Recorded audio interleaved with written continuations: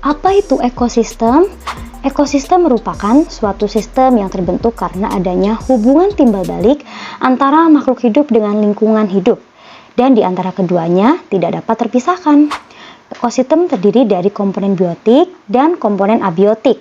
Komponen biotik terdiri dari produsen atau tumbuhan dan konsumen atau hewan, serta dekomposer atau pengurai. Sedangkan komponen abiotik terdiri atas bahan anorganik, dan iklim. Dari cara terbentuknya ada dua jenis ekosistem, yaitu ekosistem alami dan ekosistem buatan. Ekosistem alami merupakan ekosistem yang sudah terbentuk dari proses secara alami. Sedangkan ekosistem buatan merupakan ekosistem yang sengaja dibuat oleh manusia dengan tujuan untuk menjaga keseimbangan hidupnya di dalamnya. Contoh ekosistem alami adalah hutan, padang rumput, gurun, gunung, sedangkan contoh ekosistem buatan adalah sawah, taman, dan kebun. Kali ini kita akan melakukan praktikum tentang ekosistem darat alami dan ekosistem darat buatan. Adapun alat dan bahan yang harus kita siapkan adalah lembar pengamatan, alat tulis, aplikasi barometer, serta lingkungan sekitar. Yang pertama, kita akan menuju ekosistem darat alami, yaitu hutan. Komponen abiotik beserta kondisinya yang ada di hutan antara lain, kondisi cahayanya cukup, suhunya mencapai 32 derajat Celcius, jenis tanahnya gambut dan subur, anginnya semilir, serta keadaan airnya sangat cukup. Kemudian kita akan mengamati komponen biotiknya yang terdiri dari tanaman dan hewan. Yang pertama ada pohon waru, yang kedua ada tumbuhan paku-pakuan, yang ketiga ada pohon pepaya, yang keempat ada pohon mengkudu, dan yang kelima ada tanaman binahong.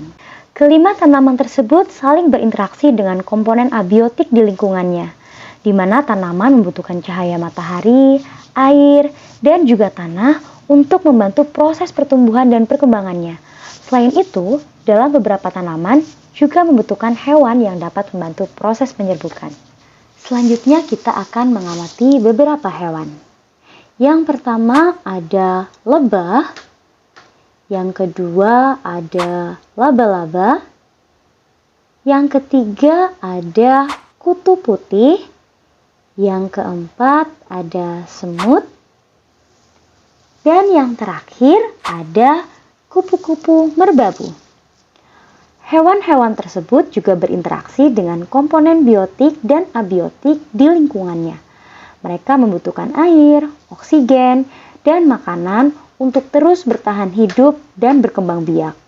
Dalam hal ini, tumbuhan sebagai produsen dan hewan sebagai konsumen. Selain itu, terdapat juga dekomposer atau pengurai. Mereka adalah makhluk hidup atau organisme yang memperoleh energi dengan cara menguraikan sisa-sisa makhluk hidup lain yang sudah mati. Nah, di dalam ekosistem hutan ini, pengurai yang ditemui yaitu jamur, bakteri, dan berbagai jenis cacing. Selanjutnya kita menuju ekosistem darat buatan yaitu sawah. Komponen abiotik yang akan kita amati meliputi cahaya. Terlihat cahayanya sangat terik, suhunya mencapai 32 derajat Celcius, tanahnya sedikit kering, anginnya cukup semilir, dan kondisi airnya cukup banyak.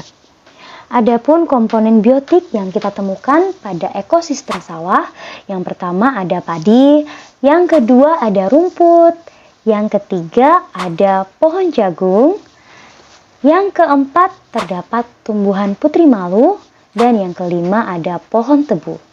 Semua tanaman tersebut saling berinteraksi dengan komponen abiotik, di mana mereka membutuhkan cahaya matahari, air, dan tanah untuk membantu proses pertumbuhan dan perkembangannya.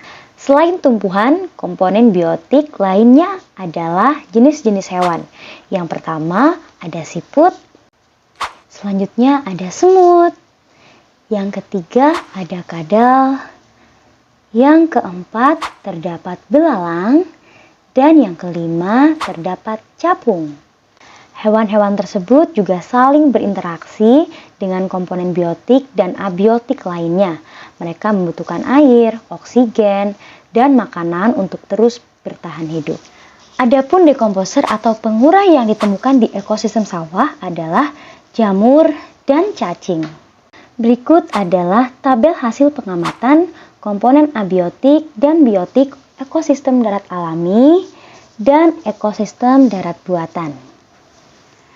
Kesimpulan pengamatan hari ini adalah dari hasil pengamatan pada lingkungan sekitar, yaitu hutan dan sawah, menunjukkan bahwa di alam ini terdapat hubungan timbal balik antar unsur atau komponen biotik dan abiotik yang membentuk sistem ekologi atau yang disebut dengan ekosistem. Interaksi tersebut mendukung keseimbangan alam yang menguntungkan bagi makhluk hidup termasuk manusia. Sampai di sini dulu praktikum hari ini. Sekian dan terima kasih.